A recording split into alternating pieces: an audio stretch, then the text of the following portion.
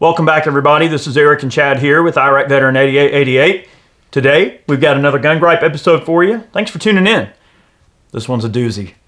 It's legitimate, too. I hope y'all are ready. This is one doozy of a gun gripe, and it's called, "Hey, man, can I borrow a gun? Got any of them guns over there I can borrow?" Okay, we're going to get into this. This is a great topic, and it's super important right now with everything that's going on, and I promise it's going to be a great topic. You guys are going to want to stay tuned for this. I definitely want to take a moment to thank the folks at Big Daddy Unlimited for supporting Gun Gripes. They are a great group of people, and they keep us in tons of cool gadgets that we can show you guys on the channel, and they've been very good to us in that regard, and we appreciate their continued support. Great group of people. Look into them. Great buying group. Definitely worth looking into. Okay. So, all right, this is a super pertinent gripe, especially right now. I mean, there's a lot of fear buying going on with COVID, and of course, the looting and rioting and all of the general civil unrest. Civil unrest has caused a lot of gun shops to be a little bit slim pickings on the availability. And look, it's great that people are arming themselves and they're waking up and they're seeing, wow, you know, we need to be able to protect our family, we need to protect our communities, we need to protect each other. And yeah, you know, they're waking up to the fact that they probably need to be a gun owner, right? That's super important. What this gripe really beckons to a little bit more is the mindset of, I know everybody's got a friend like this. The Johnny-come-latelys. The Johnny-come-lately. Yep. Everybody's got a friend like this that said 2 weeks before, "Why do you own so many guns? Are you some kind of crazy weirdo or something? Or what are you trying to prove? You got some? Are you lacking down in the downstairs compartment? Are you lacking in some way, shape, or form that you got to make up for it by owning all that firepower or whatever? Does it make you feel like a man?" Yeah. Two weeks earlier, they were your buddy, but they were giving you crap about being a gun owner, right? You know, in a friendly way or whatever, kind of busting your chops a little bit. But then stuff starts breaking loose. They start seeing crazy stuff going on. People buying guns. And they come over, and they're the kind of guy that goes, "Hey, man, you got a gun I can borrow? Hey, man, things are getting crazy out here. You got a gun I can borrow?" The gun shop don't have none. It's happened to me more times than I actually am proud to admit. Okay, believe it or not, I have friends and family that aren't gun people. Mm-hmm. And no matter what I do... Until the time warrants it. No matter what I do, no matter what I say... They won't see it from my perspective. They never will. They're never going to understand it. They're never going to care to understand it. And I get it. Some people, it's just, no matter what, in their mind, they are just incompatible with the idea of self-preservation and possessing the tools to self-preservation. In their mind, their idea of self-preservation is picking up the phone and calling the police. That's their idea. And some people, they're never going to be able to break loose of that stigma no matter what. And unfortunately, some of my friends and family are in that category. They're watching this video right now. They're going, "Yep, that's me." But they won't admit it, though, in public. They won't admit it, but they still want to call me and they want a gun. Yep. And they think that I'm like the walking gun store or something. You know, and it's tough. It's a tough position to be in because, like, you want to help people, but you've been trying to help people. You know, you've been trying to sway their minds, you know, and just get them to think, you know, in the term of, hey, this is a tool for my self-preservation and my family's self-preservation, and it's just a good tool to have just in case. But they don't want it at the time when there's nothing going on. Like, you can't tell people that. When there's nothing going on, it's like, you know, we preach the Second Amendment all the time. Like, this is what it's for. It's for when things get really hairy. You know, when there's mobs barking at your doorstep, when there's the government breathing down your neck, trying to take everything away from you, trying to go all tyrannical or go all Marxist or communist or whatever the case is, or turn into Venezuela. Like, nobody wants that. So we have guns to keep that from happening. But you can't tell people that until something happens. And they're like, "Oh, maybe I'll wait a little bit too long." And then they go and they're frantically trying to get into a gun store. And they show up and there's a line like a mile long. Yeah. And then they stand in line for that time, go inside, and there is nothing. Like, the shelves are bare, you know? It's just too crazy. Late at that point. It's crazy. And then it's like, well, I know he's got a bunch of guns. Maybe I can borrow one. And I'm like... What do you do, you know? And here's the difficulty in the situation, right? Is how many years have we been making these videos? And there's a lot of people that go, "Oh, you guys are preaching to the choir." Well, apparently I'm not. We have to be reaching somebody. And the thing is is we've been telling people for years the importance of arming themselves. And I don't know if maybe it just fell by the wayside or people don't, get it, or maybe they just don't think it applies to them. But like when we make these videos, guys, it's all inclusive, right? We are an all-inclusive club where everyone's invited. All right. Now, we don't give out participation trophies, but we're going to give you a chance to play. Okay. And that's the thing. Everything we do in these videos, this information is out there to inform the masses. We care about America, Americans. That's you, black, white, Asian, gay, straight, Jew, Christian, Muslim. We don't care. We don't care who you are. If you're an American and you love this country, congratulations, you're on the team. You made the team. And that's all we've been trying to tell people all these years. Hey, invest in a little support gear. Invest in maybe some body armor, decent rifle, a handgun to protect yourself. It doesn't mean you have to go around telling everybody you own a gun. It doesn't mean you have to go around saying I'm pro-gun. It doesn't mean you have to put gun stickers on your vehicle. It doesn't mean you have to wear gun shirts. It doesn't mean you have to go to your place of employment and talk to your coworkers about guns. It doesn't even mean that, okay, if I'm a carpenter by trade and I buy a nice hammer and a saw and a chisel and whatever tools I need to be a carpenter, does that mean that I walk around with I Love Carpenter shirts on? Or does it mean I love Estwing. Yeah. Does it mean I walk around with an Estwing hat on every day? No. My tool belt has the tools in it. No. I go and I do my job, and those are just the tools of the trade. It means you walk around with Carhartt on. Right, Carhartt. Well, but that's the thing, right? So just because you are an enthusiast of something doesn't mean you have to let everybody know. And the thing about gun owners too is that there's a lot of people out there that are gun owners, but they intend to just kind of be gray men when it comes to the way they live their life. You may not know someone's a gun owner, but they are. You may not know that someone is carrying a gun, but they are. So it's important for us as a society to realize that there is a silent majority. There are a lot of people out there that gun ownership is very important and crucial to their overall thought process and the way they live their life. And a lot of them just don't make a big deal about it. But they're out there. Well, trust me. So So there's a little bit of a crux to this biscuit, to use one of Eric's terms. So we won't say his name, but we have Frank Zappa's term. But we got a friend of ours, okay, that looking on the outside, you wouldn't think like this guy owns a very large collection of firearms, or I should say owned, because you'll find out as the story goes. Well, a gentleman that we know owned a lot of firearms, highly collectible stuff, because he was a gun enthusiast. He loved firearms. Mm-hmm. He still does love firearms, but it was kind of kept as a little bit of a secret in his clique, his circle, okay, in his career, okay, the more and more people found out that he was a gun owner, and owned a lot of like ARs and high-end stuff and things like that. And we're not talking cheap stuff. No, I mean like high-end, like really, really nice high-end gear. I mean, we're talking like Barrett's and like nice LWRCs and like the top-of-the-line gear that you can buy with whatever money. The best of everything is, he had it. Okay. But he was ridiculed more and more and more because he was a gun owner. And, in his profession, it was kind of frowned upon, okay, by other professionals.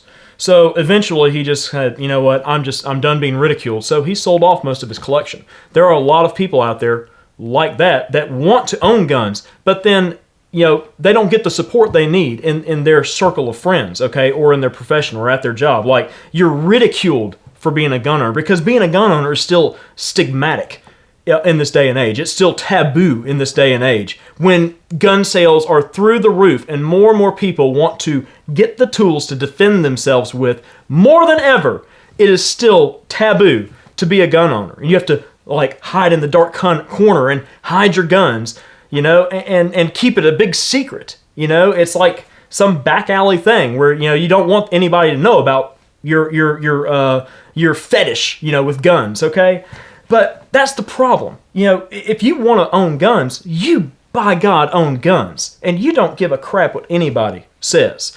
Because ultimately, it's not their life that you have to worry about. It's yours. So for them to tell somebody that, oh, you can't own guns because I don't think it's right. Who cares? Who cares? It's unfortunately something that but it happens. The media wants, the media wants to paint gun owners and gun ownership as this thing that gets stuffed into the dark underbelly of society, pushed into that dark corner of society. Yep. They don't want it to be a widely accepted thing because firearms ownership breeds free thinking, and it breeds self-preservation. And it doesn't fit the narrative. And it doesn't fit the narrative, and it also breeds the overall idea that we need less government, smaller government, and less interference in our everyday lives. Gun ownership breeds the ideas that of free people, that of liberty and free people, and that freedom trumps everything else. That even governments, there is nothing that man can create that is outside the bounds of what the average person views as being their liberty. Right? No man is going to create something that trumps your ability to self-preservation. And once you become a gun owner and you get kind of woke in that regard and you realize, hey, these things are the tools of the trade. They're a tool of free people, right? And when we look at people, being shamed, right, for being a gun owner, another really important thing to consider is don't look at what people say, observe what they actually do. There's one thing for someone to say, hey, this is how I think, or this is what I believe, or this is what I think you should do, or we should do. And then what do you see people doing? Now, we're not talking this pretend thing that the media makes you believe that, the common narrative is a large subsection of Americans want stricter gun control. That's the narrative that gets pushed down your throat. But that's not true. Where are these people? Where are the people that hate guns? Where are the people that are anti-gunners? Okay, now what can we actually observe? What we can actually observe is record gun sales that are occurring. Now, is that to say that there was just a whole bunch of people on the fence that previously hated guns and now they're like, holy crap, we need a gun? Is that to say that those people buying those guns still don't want you to have guns, but they want to have them, but they just don't want you to have them? No, I know what it is. It's all the people that currently own guns going to the gun shops and buying those guns to sell them to the people that need the guns for higher prices. I'm just kidding. No, that's not the case. But the question is, what are the motivations? Cornering the market. What are the motives?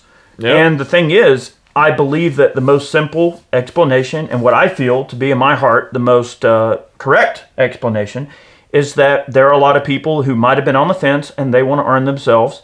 And those people, those 3 million new gun owners, are going to convince 3 million more people. Mm-hmm. Because all it takes is one person in your life to change their idea, and all of a sudden you just double the amount of gun owners. Okay? Mm-hmm. That's all it takes.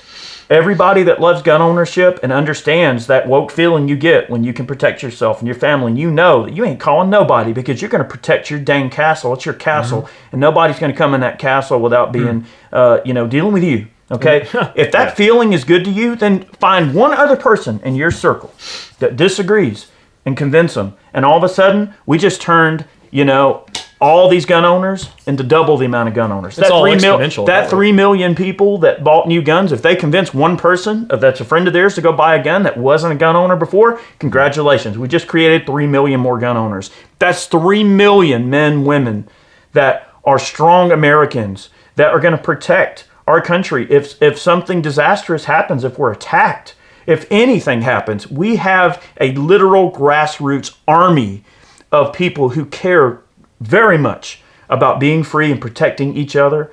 This is not some thing that people, the media makes this big deal of. They try to paint all of these horrible pictures using the broadest brushstrokes possible of the most unflattering paint that they possibly can imagine, right? They want to put this person in that corner, that person in that corner, and they want to bicker and yell across the room. And that's not the real answer. Real America, they want everyone to be happy and free and protect themselves. And I know we say it in a lot of videos, and I know it seems like we're preaching to the choir, but apparently we're not. Because when friends of mine go, hey, I used to think you were crazy, but now you're not. And hey, by the way, you got one of them there guns I can borrow? That's not the way you want to get into that. You need to take it upon yourself. Instead of buying that $1,000 iPad, or that new iPhone that costs $800, or instead of, we've mentioned this in previous videos. Mm-hmm. You've got to see the value in self-preservation. Yes, there is an investment that you have to make in order to get into a few guns and a little bit of training and some ammo, mags, whatever, support gear, holster. Yes, that costs money, but so does a freaking iPad and the new big screen TV and the other things that do nothing for you. Except infuriate you because all you're doing is reading what the mainstream media is putting out all the time. Well, look, I'm not saying don't have an iPad or iPod or a nice phone or But TV. Get or your whatever. priorities straight. Yes, You know? people lack the ability to get their priorities in order Yep.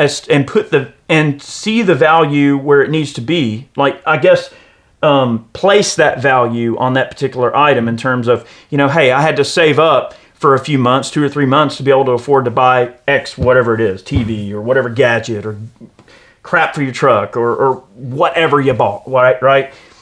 To say, all right, instead of buying this TV, which is still cool, maybe I should buy a gun, See, good check in the box thing to have. You plan for the best, prepare for the worst, okay? And the problem that people have is they don't think about the worst that could happen when things are good, okay? I mean, just back at the end of 2019, everything was hunky-dory, no big deal, right? So everybody's just out there consuming all the products that they can, no big deal. But then when things start getting hairy and the media starts putting out all kinds of crap about what's going on in the world, then people start getting a little bit panicky, all right? When people get panicky, people get stupid, all right? And then more people want to say, I think I better get a gun to defend myself with because these people are getting stupid. That's not the right time to be thinking about those things. May not be the right time, however. But they were thinking about it. It was a thought. However, it is still commendable. Yep. All right, even though, all right, now this is sort of the end of this gripe. Yes. Even though someone may go, well, this guy was crazy 2 weeks ago, but now, he don't seem so crazy. All right, at least that's a realization. Okay, just because you are asleep and having a horrible dream doesn't mean that you have to sleep forever. Mm-hmm. So getting woke is getting woke.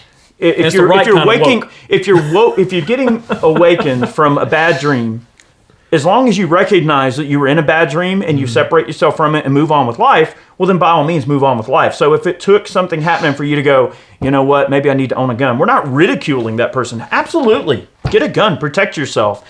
All we're mentioning is that we have seen an upward increase of people going, hey man, let me borrow a gun. That's probably not the right time. You want to definitely try to think ahead of the curve, right? Mm-hmm. And when that curve gets there and you're unprepared, all I'm saying is that's a bitter feeling. And I understand there's a lot of new gun owners, and we welcome all new gun owners to the fold. We don't care what your political affiliations are. We want people to be armed and protect themselves, and we want our communities to be safe and free and happy, and we want everyone to live and be happy. That's all our care has ever been. For the entire time that we've been running this channel, we've always been inclusive to everybody, and we feel it's super important for everyone to be on the same playing field in terms of preservation. All right, so what's the answer to the question? Hey man, can I borrow man, you a got gun? one of them guns? Absolutely. That's just what I feel. Like, if someone was on the fence and they were a little bit too late to the party and they are desperate to defend themselves, yes. The answer is a resounding yes. Yeah. But, like, I'll give you some ammo, I'll give you some magazines, I'll give you a firearm. Do you know how to use it? Yes. Good. Do you know how to use it? No. All right, come to the range and I will show you how to use this firearm. Yes. The answer is yes. Resounding yes. Yeah. So you people that were holding out to the end of the video, see what we would say. There you go. Yeah, the answer is yes. But because you don't want to turn, you can't turn someone away like that. That is the hour of desperation. Okay, when it comes to that, it takes a lot of humility, to ask someone that you may have been ridiculing for years and years and years to borrow a firearm, which you have criticized them about owning. But the answer is yes, because if you say no, then what did you just do? You just turned someone away from the 2A calls. You absolutely just shut somebody down. Yep. The answer is yes. Yeah, and I'm not going to say who within my circles that fits that description, but let's just say someone related to me. Okay. And yeah, I made sure that they had what they needed and knew how to use it and had the proper, all that stuff in place, and it's good to go. So, yeah, the important thing is that we are all ambassadors to the Second Amendment community, and when you're asked to step to the plate, if you have the means, don't disenfranchise yourself in the process. But if you have I only the got means, this one, but yeah, sure, man. yeah, you don't want to give away your last sword, okay? But but if you have an extra one, it's not a problem. I'm not suggesting that that be the end all do all solution, but it is an important way for that talk to occur, and that talk to come from a position of, hey man, look, I'm gonna get you what you need right here, but you need, save up some money, go get this, go get that, show them what to get, and then once they achieve what they need to get, they can give you your stuff back, everything's good.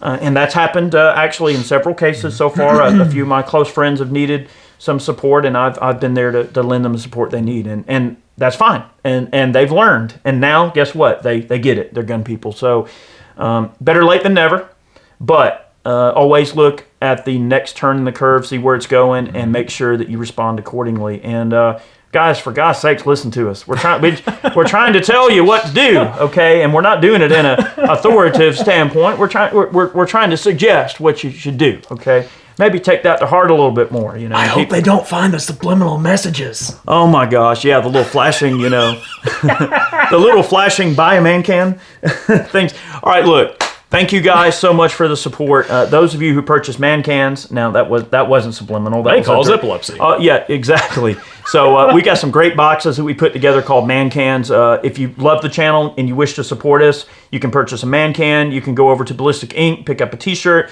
Last but not least, all of our Patreon supporters, thank you guys so much for supporting us on Patreon. We really appreciate it. Guys, have a wonderful day. It's all going to be all right. All right. I know sometimes you have to be told. There's that confirmation bias we have to have. I promise, guys, life's going to be okay. It's going to get better. This is just a tiny bump in the road. Life is going to get better, okay? Have a good one. We'll see you guys next time. And we have many more videos on the way. We'll see you. See you guys.